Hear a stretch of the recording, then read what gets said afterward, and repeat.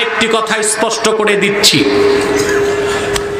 আমার আপনার মতো ফকির মিসকিন কাঙ্গাল দাঁড়ালো কি দাঁড়াল না তা দেখতে নূর নবী মুহাম্মদ সাল্লাল্লাহু আলাইহি ওয়াসাল্লামের আসার দরকার হয় না। তিনি জান্নাতুল ফেরদৌস রওজা মুবারক থেকে আরশে আজিম পর্যন্ত দেখেন। হাজির নাজিরের মাসালা নিয়ে দ্বন্দ্ব করবেন না নিজেদের মধ্যে। সূক্ষ্ম সূক্ষ্ম বিষয় জনগণ বুঝবে না, এসব আলোচনা তাদের না শোনানোই উচিত। যদি আমার নূর নবী মুহাম্মদ সাল্লাল্লাহু আলাইহি সাল্লাম আল্লাহ যেভাবে সর্বত্র হাজির ওভাবে হাজির হন, তো রাসূলুল্লাহর কাছে কোরআন নিয়ে আসতে জিবরিল কেন লাগলো? বুঝেন না? জিবরিলের দরকার কি ছিল?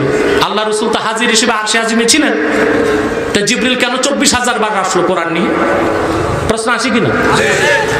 তারপর বুখারীর যে হাদিস, মান রাআনি ফিল মানাম ফাকাদ রাআল হক ওয়া মান রাআনি ফিল মানাম ফাসায়ারাহু ফিল ইয়াকজা ফাসায়ারানি ফিল ইয়াকজা, এর অনেক ব্যাখ্যা আছে। একটি ব্যাখ্যা হচ্ছে আমার উম্মত আমাকে দুনিয়াতে স্বপ্নে দেখলো, সে বিনা আযাবে বেহেশতে আমাকে দেখবে। এরকম অনেকগুলো অর্থ আছে। নতুবা প্রশ্ন চলে আসে, জাগ্রত অবস্থায় যদি রাসূলুল্লাহকে আমরা দেখি তাহলে তো আমরা সাহাবী হয়ে যাব। কথা বুঝেন না? সাহাবী হয়ে যাব। ইমাম সুয়ুতী রাসূলুল্লাহকে দেখেছেন, সেই কাইফিয়ত ভিন্ন ছিল। সুয়ুতী তার দেশ মিশরে দেখেন নাই, তিনি রাসূলুল্লাহর রওজা মুবারকে যে ইবাদত করতেন, তখন তিনি আল্লাহ রাসূলকে মদিনা মুনাওয়ারাতে অনেকবার দেখেছেন।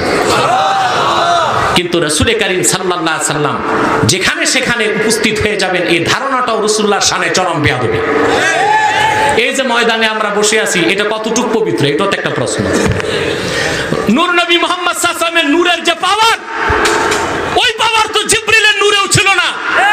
সেজন্য মুহাম্মদ সাল্লাল্লাহু আলাইহি ওয়াসাল্লাম সিদরাতুল মুনতাহা পার হয়েছেন, জিবরিল পার হতে পারে নাই।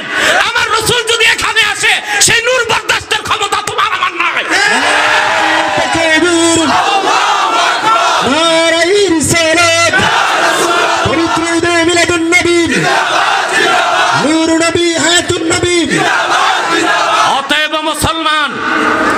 আকীদা দুরুস্ত করুন। সাহাবায়ে কেরাম সালফে সালিহিনের আকীদার বাইরে যাওয়া যাবে না।